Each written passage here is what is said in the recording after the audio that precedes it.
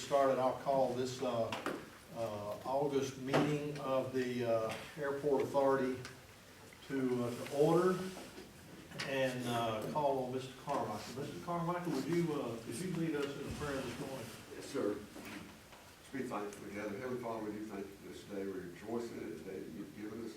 We rejoice that Yolanda is sitting here in the room with us after a tremendous scare, and thank you for your guardian angels. We need your guidance and wisdom in all things that we do, the airport, the county, and we would just submit ourselves to your guidance and make it this time to share together in the plan for the county. In Christ's name, amen. Thank you, Dave. Okay, going down the agenda, we got the approval of the minutes for the July 21 meeting. They've all been sent out, and I believe you've also got a copy of them in your packet there. Do we have any questions about that, about the agenda, what we've got on the minutes? Any comments? All right, I'll ask for a motion to approve. Motion to approve. All right, we have a motion. Do we have a second? Second. Okay, we have a second. All in favor, say aye. Aye. Any opposed? Hearing none, they are approved. Okay. I will abstain because I was absent. I will abstain from that vote because I was absent. Okay, let's see now. 1, 2, 3, 4. Do we have? And that's okay, because she's here, she's just abstaining. Okay. I don't know. Can Chelsea, she vote on the approval of the minutes from? Not at a meeting that she didn't attend, so she. But the question is, if she abstains, we don't have a quorum voting on the minutes. So what do we do there? But she has to abstain because she was not here. That's right. So why Maybe- don't we do why don't we this? approve it? I'm going to suspend the item number 3 until we get someone else here. We can come back to it. Because also Sam was my second and he wasn't here either, so. Yeah. He was the second. Okay, we will come back to item number 3. I need to do some thinking about it anyway. Okay, we'll go to item number 4, the approval of the financial statements. They are in front of you. Do we have any questions on the financials? Motion to approve the finance. We have a motion to approve. Do we have a second? Second. And a second. All in favor, say aye. Aye.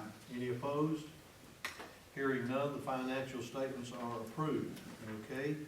Now we'll go to item number 5, the airport director's report. Harry? It seems like I do this once a week. These meetings roll around faster and faster. But since last month, our new flight school, Bowiki Aerospace, has opened. And they have moved in over in the business center, bringing to a total of 6 the number of companies who have a presence, companies and organizations who have a presence over there in the corporate hangar, which is kind of hard to believe for me when we consider that not that long ago it was a dirt floor and the the big part of the hangar didn't have a valid occupancy permit. So that's, I think, a testimony to the county and the airport authority working together that we've got that building, at least the ground floor of that building, now in a revenue-producing condition. And on that, let me just say that we borrowed, as you know, $75,000 from economic development, and our payments on that are around $1,500 a month. We are now generating about $2,500 a month just in the business center alone, so we are way more than covering our payment, which is only now 4 years remaining on that. So that is a great example of economic development. So those are all companies that would not be doing business here at the airport if we didn't have a place to put them.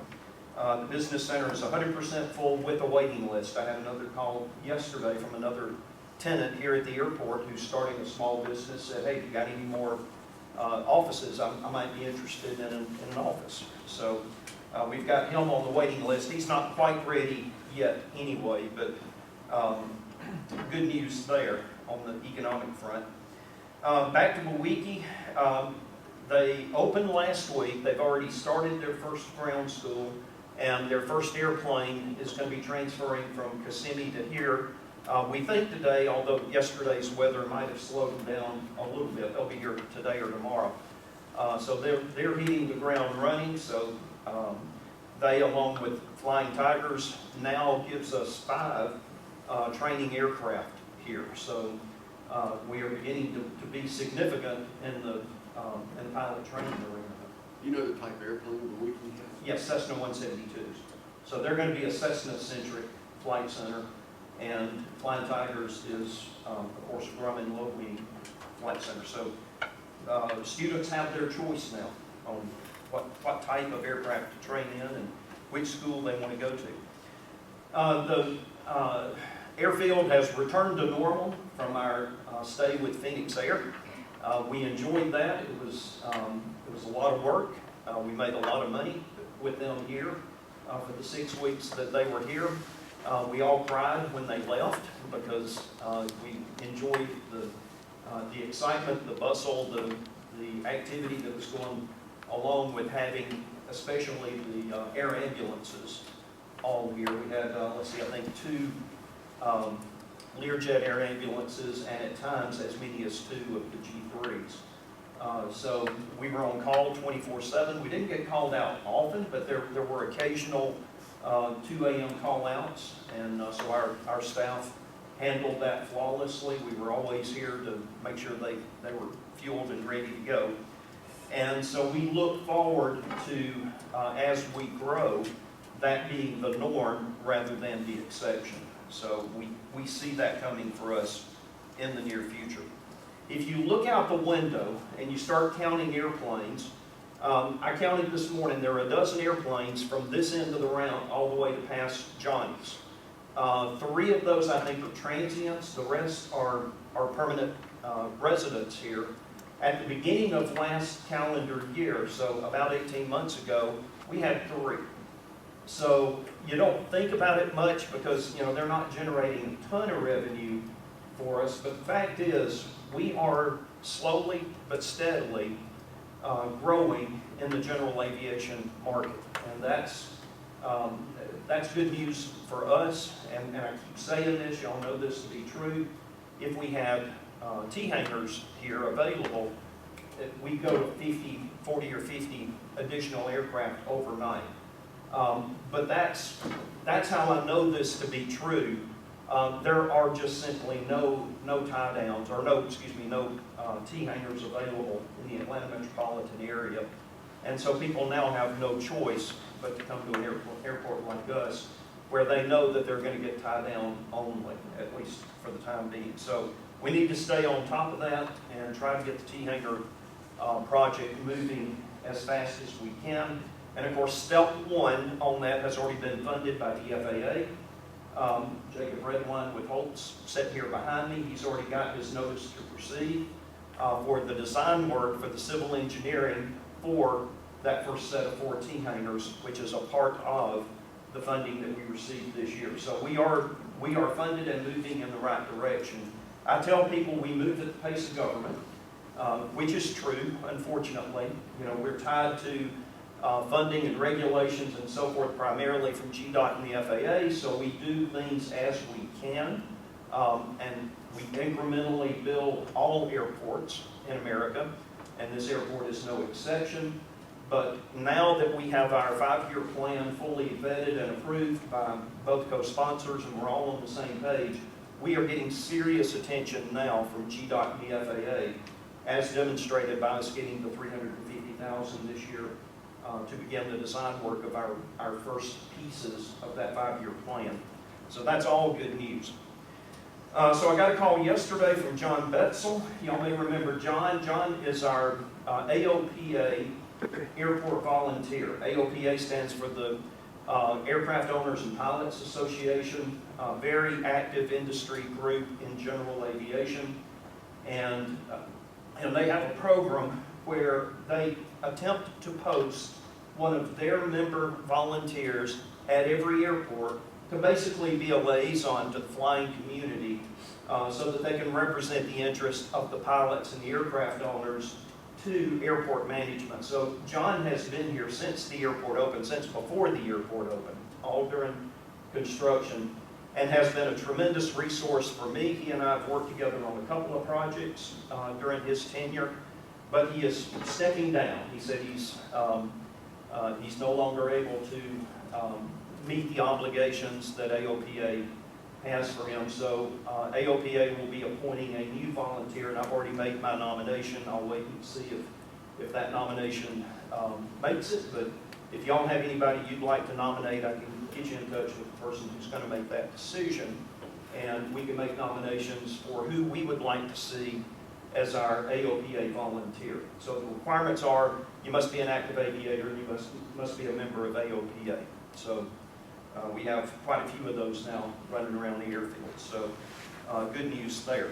And last thing I'll say is the honeybees were harvested in this past month and produced 40 gallons of honey. So they were down just a little bit from a year ago, but 40 gallons of honey is still pretty impressive for a little side venture that's being conducted here at the airport. So we were real proud of that. And lastly, we had a couple of other Georgia Tech experiments that you never see or hear about until they're long gone. They slip in and out and do their thing, and they're very quiet about what they're doing. The one permanent activity that we have is the lightning array sensor, which has been here now, I think, for 3 years. But we do continue to participate in active research with Georgia Tech, and that gives this airfield an opportunity to have an influence on some of the things that are happening in the nation in that regard. So we're very proud of that. Any questions for me for the month? I have a question, and I just need to, it's just really something I'm just curious about. Okay. The two flight schools, Yes, the two different types of aircraft. yes. What's the advantage? I mean, I'm a novice. I know nothing. When they would not let me sit in the front. I did sit in the front of the photo plane the time. And that's because everything else was filled up. But anyway, what's the difference in the two as far as for students or for people who are getting into this? Is there advantage, or is it just like a Ford and a Chevrolet, they're just a little bit You different? took the words right out of my mouth. It is exactly like a Ford and a Chevrolet. No. So it is a matter of personal preference. Some people like the high wings because you can look out and see the ground. In a low wing, you're looking out, if you look straight down, you're looking at the wing, okay? But you can see better above you. So you've got that difference. There are slightly different flight characteristics between a high wing and a low wing as far as center of gravity and stability and that sort of thing. It primarily has to do with what you learned to fly in. People who learned to fly in Cessnas love Cessnas. People who learned to fly in Pipers and Grumman's love low wings. It's a Ford and Chevrolet argument. You know the hourly rate in comparison? I don't know the hourly rate. I know that they'll be competitive. And let me say that Bowiecki is not a brand new business venture. They have a very active, successful program down at Kissimmee, Florida, and they're opening a branch office here, a satellite office. So they will be just moving part of their business up here, so they're not starting from scratch. Terry, are they a 141? They are not. So neither one of ours. Neither one of them. That's a pretty high bar to get over for somebody who only has a handful of airplanes. So neither of them are 141. They both would desire to be 141 schools. But usually when you get into the 141 category, you're dealing with like ATP, which is a much bigger school, or your academic, your college-related flight programs. You might explain to the audience what 141 is. Okay, so as you know, all FAA regulations have a number. And the number that goes with training is 141. It's bar 141. And 141 means that your curriculum has been sanctioned and blessed by the FAA, as opposed to a Part 61, which is just general aviation, which is what 90% of your flight instructors operate under out there in the general public. And they have the freedom to set their own curriculum as long as at the end of the training program, the student meets all of the flight requirements. Okay, so you have to have so many hours at night, so many hours cross-country, so many hours solo, you know, all of these different categories. And as long as you meet all of the, they call them the PTS, the practical test standards, and you have been given training in all of those areas, then you can sit for the test, the oral and practical, and then the flight exam with the FAA or a designated examiner. A Part 131, or excuse me, a Part 141 school allows the school to reduce the number of ground and flight hours by a handful because the curriculum is considered more compact and more tightly regulated by the FAA. And so there's a benefit to the student in that they can get their flight training done in a shorter time period. But there's a cost trade-off because those schools tend to be more expensive because meeting all of the FAA requirements comes at a cost. So it's an economic decision as much as anything else. At the end of the day, if you meet all of the requirements, you pass all of the required tests, and meet all of the objectives in each of the tests, then you're a private pilot or whatever the category license is that you're going after. But we would like for our schools to be 141, and we will work with them if there's anything we can do to help them along that way. Does that answer the question? Yeah, I know the difference. Anything else? I just have a comment. Terry was our featured speaker for our Greystone Power Luncheon. That was about 2 weeks ago, and did a phenomenal job. The feedback has been amazing, just the positivity surrounding the airport, the growth, your commitment to seeing things change. So I just want to say thank you on behalf of the chamber and the community. And the Thank you very much. I have had nothing but positive feedback about the presentation for the state of the airport. Thank you. All right. Thank you. Thank you. Okay, now, moving on to item number 3. Approval of the minutes for the July 21 board meeting. You have these in front of you now. Do we have a motion for approval? Motion to approve. A motion to approve. Do we have a second? We need James to second, because even Dave was On the phone? He can't. Yeah, I'll second. Okay, we got a second. All right, all in favor? We do have one abstention. All those in favor? Any opposed? Okay, what was that for? I'm sorry, you said one abstention, but we had 2, 3, actually. Because we have 2 others that were here. Right.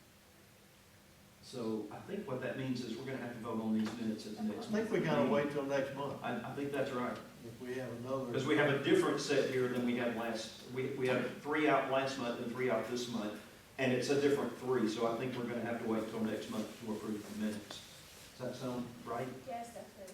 Okay. So even though we had one on the phone, that one does not get the vote? Correct. Okay, we will move item number 3, approval of the July 21 minutes to next month. We'll take them back up next month. Okay, now, moving on now to item number 6. Is that Christine I saw back there with a blue jacket? Sorry, sir. So, and I apologize, I've been on the road traveling for the past 65 days, so I'm a little bit behind on the power curve. I apologize. But for those of you who don't know me, my name is Peter O'Hare. I volunteer as a pilot for the Museum of Flight. I'm also their event coordinator, so this will be event heavy, because it's what I know. Let's see, just real quick, we finished our U.S. Navy inspection. They inspected not only our static displays, but also our aircraft. Our aircraft were in the top 10% of static displays that are out there, and we're in the top 1% of statics overall. And I did it from May 30th. I didn't know it was for the month. Since May 30th, not including our open house, we've had 1,267 visitors from 21 states, 9 countries, which includes the UK, Scotland, South Africa, Belgium, Trinidad, Australia, and California. Let's see, we've had visitors from 5 schools. The furthest one away was Tryon, a school I've never heard of. So I don't even know where that is, I apologize. You guys should have a copy of our presentation for the open house, which was on May 30th. It was at Rome, or May 29th. We had 31 airplanes, 2,500 guests, 1,475 vehicles parked, 19 concessions, 12 volunteer groups, including the Sea Cadets Aviation Division. I'm just talking about these guys because they need to get top billing. Give me 30 seconds. The Boy Scouts, who did all the vehicle parking, the CAP Juniors, the CAP Seniors, the First Baptist Church of Paulding County here, who collected all the tickets and the money. Good idea to put a church in charge of it. The Blue Star Mothers and Gold Star Mothers for volunteers. We had the Life Force Tiger Flight, and of course the museum flight that's set up in Teardown. We had 8 special events, all day flying, but we had the National Anthem invocation, Warbird Formation flyby, we had Combat Escort of Cargo Aircraft, and TRAP, Tactical Recovery Aircrew Personnel, plus the TVT Thrust versus Torque demo. The fire department did a demo and all that kind of stuff. Some pictures there, there's a layout, you guys have a copy of that, some cool pictures, and of course, you can't make any money, that's why you call it not-for-profit, right? But we were able to have an impact on the local community, 121 hotel rooms, Days Inn, Hilton Garden Inn, Comfort Inn, 9,000 gallons. There's some argument on one side or what side or the other side of the gallons of gas, which one's Jet A, which one's fuel, but it's fairly reliable. This will be approved by the tourism director, Lisa Smith, here at the end of the day, and also we did our meals. We only lost $17,000 doing it, just kidding, but we did actually make some money. So that's that. Real quick, our museum master plan is one of the things you have there. The reason why I gave that to you is there's one line item. Projects cost money, events get us money. There's one thing on the end of the projects. The Smithsonian has identified us again to donate items to us. We can take 10 people with us to go there. It is the coolest stinking thing you ever want to freaking see. They take you behind the velvet ropes. You go and see all the things that have been stacked up, boxed up, containerized, and all that kind of stuff for freaking since Moby Dick was a minnow. And we can take 10 people. So we got 5 folks identified from the museum. They're going to go, I mean, it's cool. I mean, you can, and they let you touch things. It's really neat. So if you know anybody who wants to go, please go. We just submitted a whole bunch of paperwork to Yolanda. Some of those events that are on here, I don't know if they've been approved or not yet. I apologize. Like I said, I'm just coming back. But some of the things I don't think we need to. Thank you. Any questions? Did you ever find the lost parents at the room? Again, another great reason to have the Baptists doing the ticket and money collection, because where did everybody go when it got lost? Yes, we took care of them. We had one fender bender, one wrecked car that was actually couldn't start, and we took care of all those things, just normal event stuff. So, yeah, we did find the lost parents. I'll just add a comment. I went, and it's awesome. We need to do it here. Anything else? Thank you all very much. Thank you. Yes, sir. I have I wasn't there, I didn't do it, you can't prove it. okay.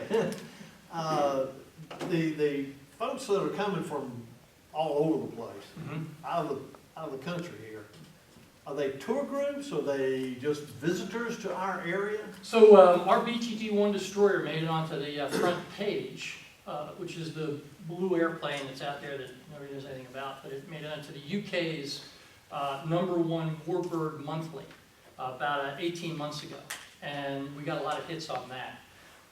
Since the Navy put it out there that we're doing this here, they're on a special list of people, and they go out and they look. There's people actually go out and hunt these things down and come looking. Now in 2019, we had a boatload more foreign visitors. But due to current events, that's kind of been limited. So 9 is not a lot, 9 countries. We had, I think, pretty much all the continents on the planet represented in 2019. But it's just a word of mouth interest. Our Facebook page, our website, we're all over social media. We could have sold something like 25,000 tickets to our open house, but we scaled it down for proof of concept. So, but we got so many hits on that.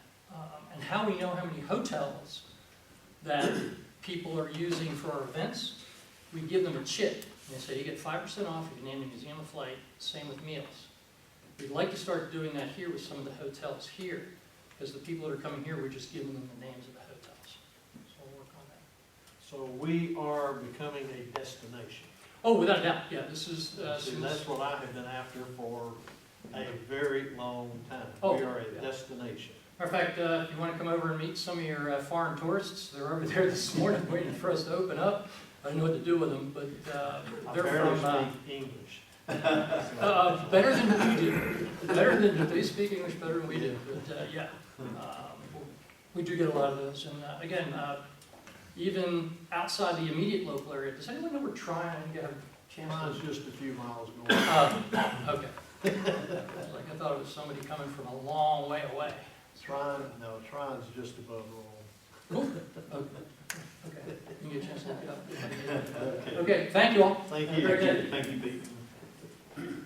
Okay, moving on, entertain a motion to approve lease of the terminal building ground floor west hallway office to the Museum of Flight for draft lease agreement. Do we need an explanation on that? Just a short one. Okay. Y'all are all aware that Faith Community Church has been meeting here for about 2 years now. And they are about to graduate. They've outgrown this space. They've taken on a bigger space that they're renovating now. And they will be moving out probably at the end of September or early October. And the one thing, well, two things that's going to free up for us. We've got that oddball office right beyond the Coke machine down that hallway as you go out the end door of the building. And they have rented that from us ever since they've been here just for storage. So if you look in there now, it's stacked to the ceiling. And all of that comes out every Sunday morning and gets set up as a church in the room downstairs. And their paraphernalia that they use for the kids, which meet across over there and so forth. And so that's going to be freeing up. And the Museum of Flight desires to use that. They're growing a little bit and they've outgrown the space that they're currently in. And so they've approached us and asked us if we would consider renting that space to them. So you've got a lease that I sent you Monday night, or I think it was Monday night when you got that. And it's a very simple lease, but basically adds that office to their various things that they are leasing from us. And so I believe that that's good for us, it's good for the museum, it's good for the partnership that we have, and gives them some much needed growth space. So I'll be happy to answer any questions that you might have about that. Any questions? Okay, do I have a motion to approve the lease? So moved. We have a motion, do we have a second? Second. And a second. All in favor, say aye. Aye. Any opposed? Hearing none, the lease is approved. Okay, item number 8, entertain a motion to lease the top floor of the Business Center to West Ridge Church for November 21 through January 22 for draft lease agreement. It surprised y'all that I could read this when I was over there. You're doing quite well. So this is a repeat of last year. Y'all may remember that West Ridge did the exact same thing. They came in, they're leasing the top floor, and I need to explain why it's legal for us to do that. We do not have a occupancy permit for general purpose use for that space. What we do have, however, is a temporary warehouse occupancy permit that's good for 90 days at a time. So each time we do this, I have to go back to the fire marshal and say, we would like to do this again. Here are the parameters that you approved last time. Will you approve it again for this year? I've done that. They've approved it. The special conditions are you have to be a volunteer or an employee of West Ridge Church in order to go into the space. They can have no more than 18 people on the top floor of the business center at any given time. And it's only good for 90 days. So with those caveats, and we put that into the lease agreement, you'll see that that's in the special conditions. And it's a ministry of the church. It's kind of another good partnership for us in the community. And what they're doing is they're packaging the toys that they then use to distribute to needy kids and so forth that they serve. So anybody have any questions about that? This is about the third year. Yolanda and I were talking about that. It's either the second or third. It is the second. I think the first year they wound up going somewhere else. Oh, okay. And then last year, because of COVID, they couldn't go there, so they came here. Okay. And they liked it, so now they're coming back. Okay. Any other questions, comments? All right, I need to entertain a motion to approve the lease. Do I have a motion? Motion to approve the lease with Westridge Church. All right, we have a motion, do we have a second? Second. And a second, all those in favor? Aye. All right, any opposed? Hearing none, the lease is approved to the Westridge Church, okay? All right, now, moving on, entertain a motion to enter into executive session for the purpose of discussing real estate and litigation. Do I have a motion? We have a motion, do we have a second? Second. And a second, all those in favor of moving into executive session? Any opposed? Okay, hearing none, we will be in executive session for just a little bit. Okay, I will call the meeting back to order and report that there was no action, no motions taken in executive session, and I'll open the floor up for any comments or questions. None, hearing none. Okay, then I need a motion for adjournment. Do we have a motion? Somebody wants to leave. So moved. All right, we have a motion. Do we have a second? Second. All in favor? Aye. Any opposed? We are adjourned. Till the next time.